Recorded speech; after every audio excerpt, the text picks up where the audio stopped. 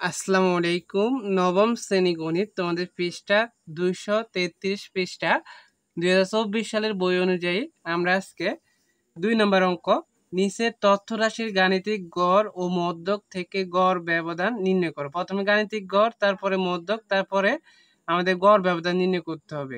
তো এখানে আজকে আমরা ক নাম্বার অঙ্কটা সমাধান করব, খুবই ইম্পর্টেন্ট আর অঙ্কটা একটু বড় হবে, তাই ভিডিওটা সম্পূর্ণ দেখতে হবে অঙ্কটা বুঝতে হলে। তাহলে আমাদের প্রথমে গাণিতিক গড় নির্ণয় করতে হবে। তাহলে দেখো এই সংখ্যাগুলো এখানে 10টা সংখ্যা আছে, এই 10টা সংখ্যা গাণিতিক গড় নির্ণয় করতে হবে। তো তোমরা যেভাবে করবা দেখো, প্রথমে গাণিতিক গড় আমরা প্রথমে নির্ণয় করব, যেহেতু গাণিতিক গড় আগে আছে। তাহলে লিখবা এখানে মোট সংখ্যা n সমান হচ্ছে 10, n সমান হচ্ছে 10। তারপরে গড়কে আমরা x বার দ্বারা প্রকাশ করতে পারি, x বার দ্বারা প্রকাশ করতে পারি, উপরে যে বিয়োগচিহ্নের মতো দিবা x বার। তাহলে এখানে সংখ্যাগুলো সবগুলা যোগ করে দিতে হবে আমাদের। 8, 15, 53, 49, 19, 62, তারপরে 7, 15, 95, 77, বা হচ্ছে 10, মানে হচ্ছে যত সংখ্যারই মোট সংখ্যা n সমান 10 না। তাহলে এখানে যোগ করলে হবে 400, ভাগ করতে হবে 10 দ্বারা, তাহলে এখানে হবে 40 ভাগ করলে। তাহলে আমাদের গাণিতিক গড় নির্ণয় হয়ে গেছে। তারপরে আমাদের মধ্যক নির্ণয় করতে হবে।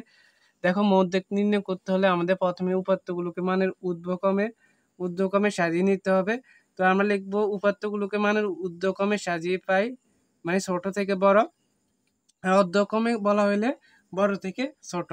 ঊর্ধ্বক্রমে হচ্ছে ছোট থেকে বড়। তো এখানে দেখো 7, 8, তারপর 15, 19, 49, 53, 62, 77, 95 আমরা সাজিয়ে নিব। তারপরে দেখো মধ্যক নির্ণয় করবো আমরা। তাহলে এখানে মোট উপাত্ত 10টি, যা জোড় সংখ্যা। জোড়ের সূত্র তো তোমরা জানো, মধ্যক কিভাবে করতে হয়। মধ্যক n/2 তম পদ প্লাস n/2 যোগ 1 তম পদ বাই হচ্ছে 2। এটা হচ্ছে জোড়ের সূত্র। যখন 10টি হবে, 20টি হবে, 30টি হবে, 50টি হবে, জোড় হলে এই সূত্র প্রয়োগ করে আমরা মধ্যক নির্ণয় করব। তাহলে n হচ্ছে 10, তাহলে 10/2 তম পদ যোগ 10/2, মানে n এর মান বসাইছি আমরা 10, তারপরে যা আছে তাই, শুধু n এর জায়গায় আমরা 10 লিখবো, তারপর তম পদ। তাহলে 10কে আমরা যদি 2 দ্বারা ভাগ করি তাহলে পাবো 5, তাহলে 5 তম পদ। আবার এখানে যদি 10কে 2 দ্বারা ভাগ করি তাহলে পাবো কত, 5। 5 এর সাথে 1 যোগ করলে কত হবে, 6, তাহলে 6 তম পদ। 5 তম পদ যোগ 6 তম পদ। তাহলে এখানে 5 তম মানে 5 তম আর 6 তম পদ আমাদের দেখতে হবে কত, আমরা গুণে দেখব। এই জন্য আমরা ঊর্ধ্বক্রমে সাজাইছি 1, 2, 3, 4, 5, 6। তাহলে 19 আর 49, 19 আর 49, তাহলে 19 যোগ 49 বাই 2। তাহলে আমরা যদি দুইটা যোগ করি 19 আর 49 পাবো 68, নিচে 2 এর 2, তাই 2 একে 2, 34 দুগুণে 68। তাহলে আমরা মধ্যক পেয়ে গেলাম 34। তারপরে আমাদের বলা হয়েছে, প্রথমে বলা হয়েছে গাণিতিক গড় ও মধ্যক নির্ণয় করো। তাহলে আমরা গাণিতিক গড় এবং মধ্যক নির্ণয় করে ফেললাম। তারপরে কোশ্চেনে বলা হয়েছে আবার কি, গাণিতিক গড় ও মধ্যক থেকে গড় ব্যবধান নির্ণয় করতে বলা হয়েছে। একবার গাণিতিক গড় থেকে গড় ব্যবধান, আবার মধ্যক থেকে গড় ব্যবধান। অঙ্কটা একটু বড়।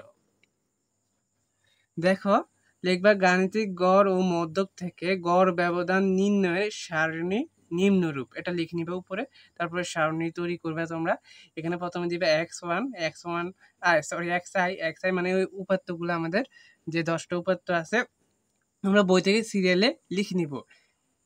8, 15, 53, 49, 19, 62, 7, 15, 95, 77। ইংলিশে লিখতে হবে এগুলা, যেহেতু বইতে ইংলিশে দেওয়া আছে। তারপরে এই দুইটা তোমাদের বুঝতে হবে, গড় ব্যবধান নির্ণয়ের জন্য এই দুইটা আমাদের লাগে। তো এখানে দেখো xi মাইনাস x বার, তারপরে হচ্ছে x বার মানে কত, 40 না, আমরা জানি x বার কত পেয়েছি, 40। x বার হচ্ছে কি আমাদের গাণিতিক গড় 40 পেয়েছি না। তাহলে xi থেকে, xi মানে 8, এটা বুঝতে হবে কিন্তু। xi মানে হচ্ছে প্রথমটা কত, 8, 8 থেকে আমাদের এই যে x বার বিয়োগ, মানে x বার i হচ্ছে 8, 8 এতে 40 বিয়োগ করলে কত থাকবে, 32 থাকবে, কিন্তু চিহ্ন আসবে মাইনাসের। আমরা এখানে মাইনাস দিতে পারবো না, কারণ এখানে মান ঋণাত্মক, মানে মাইনাস হতে পারবে না, ধনাত্মক হতে হবে। তাহলে এখানে আমরা মাইনাস দিব না। সবগুলো এইভাবে করতে হবে। তারপরে এখানে দেখো 15 থেকে 40 বিয়োগ করলে আমরা কত পাবো? 25। আবার 53 থেকে 40 বিয়োগ করলে 13।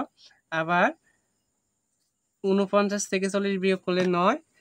তারপরে 19 থেকে 40 বিয়োগ করলে 21। 62 থেকে 40 বিয়োগ করলে 22। 7 থেকে 40 বিয়োগ করলে 33। 15 থেকে 40 বিয়োগ করলে 25। 95 থেকে 40 বিয়োগ করলে 55। 77 থেকে 40 বিয়োগ করলে 37। তোমরা বুঝতে পেরেছো আশা করি। মানে এগুলা থেকে এগুলা 40 বিয়োগ করতে হবে। এটা থেকে 40, এটা থেকে 40, এটা থেকে 40, এটা থেকে 40 বিয়োগ করে মান যদি মাইনাসে আসে তাহলে এখানে তোমরা কি করবা? মান মাইনাসে আসলে প্লাসে লিখতে হবে, মাইনাস দেওয়া যাবে না। তারপরে দেখো summation of x I minus x bar সমান এই সবগুলো যোগ করে আমরা 272 পেয়ে গেলাম। তারপরে এখানে আবার এটা গেল গড়েরটা, এবারে আমাদের আবার এখানে মধ্যক কাজে লাগবে। তো দেখো এক্স আই মাইনাস এমই মানে মধ্যক, তাহলে এমই কত আমরা পেয়েছি? 34। এটা এখানে লিখে নিবা। তারপরে দেখো এখানে আমরা এখন 8 থেকে 34 বিয়োগ করলে 26 পাবো। আবার 15 থেকে 34 বিয়োগ করলে 19 পাবো। এখানেও মাইনাস আসতে পারে মান, তাহলে আমরা মাইনাস লিখবো না, যেহেতু এখানে ঋণাত্মক মান হবে না। আবার 53 থেকে 34 বিয়োগ করলে কত হবে? 19। 49 থেকে 34 বিয়োগ করলে 15। এভাবে বিয়োগ করে তোমরা লিখে নিবা। এগুলা তো বুঝছি তোমরা। 77 থেকে যদি আমরা 34 বিয়োগ করি তাহলে 43। তাহলে এখানে summation of x I minus M E সমান 272 পেয়ে গেছি। এটা সমান এটাও সমান হয়ে গেল। হ্যাঁ, সবসময় আবার এরকম হবে না। তারপরে আমরা দেখো এখানে অঙ্ক শেষ হয়ে যাবে, আর অল্প একটু আছে। এখানে দেখো সুতরাং গাণিতিক গড় হতে নির্ণীত গড় ব্যবধান এখানে সমান দিয়ে লিখতে হবে summation of x I minus x bar by n. N হচ্ছে সংখ্যা কতগুলা? 10টা তো আমরা জানি। আর এখানে summation of x I minus x bar কত পেয়েছি? এটা না, এটা 272। তাহলে 272/10। তাহলে এখানে আমরা যদি ভাগ করি তাহলে কত হবে? 27.2। 27.2। এটা হচ্ছে গাণিতিক গড়েরটা। তারপরে মধ্যক আছে না, এই মধ্যক লিখতে হবে আবার। তাহলে দেখো অঙ্কটা একটু বড়, তোমাদের খ নম্বরও করতে হবে। পরে ক্লাসে আমরা খ নম্বর নিয়ে আলোচনা করব। সুতরাং মধ্যক থেকে নির্ণীত গড় ব্যবধান সমান summation of x I minus M E by n. তাহলে x I minus M E কত পেয়েছি আমরা? 272/10। তাহলে এখানে অ্যান্সার হবে 27.2। দুইটা অঙ্ক সেম অ্যান্সার হয়েছে, কারণ এখানে 272, এখানে 272 হয়ে গেছে নাকি, এই জন্য সেম হয়েছে।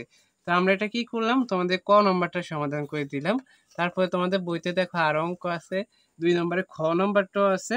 এই খ নম্বরটা আমরা পরে ক্লাস আলোচনা করব, খুবই ইম্পর্টেন্ট অঙ্ক। তোমরা এটা যারা বুঝছো তারা এটা নিজেরাই করতে পারবা, আর যারা এটা ঠিক করে বুঝো না তোমরা ভিডিও টেনে টেনে ভালো করে এটা বুঝতে হবে, তাহলে তোমরা বাকি অঙ্কগুলো বুঝতে পারবা। তোমরা দেখো বইতে আরো অনেক অঙ্ক দেওয়া আছে, সেগুলো অনেক নতুন নিয়ম, অঙ্কগুলো একটু বড় বড় আছে। দেখো অনেক অঙ্ক, এগুলো তোমাদের প্রত্যেকেরই করতে হবে। আর এই অঙ্কগুলো সমাধান অবশ্যই আমাদের চ্যানেলে পেয়ে যাবে, তাই সকলে চ্যানেলটি সাবস্ক্রাইব করে রাখবা। তাহলে আমরা ভিডিও আপলোড করা মাত্রই তোমাদের কাছে পৌঁছে যাবে, সকলের আগে দেখতে পাবা। ধন্যবাদ সবাইকে। আল্লাহ হাফিজ।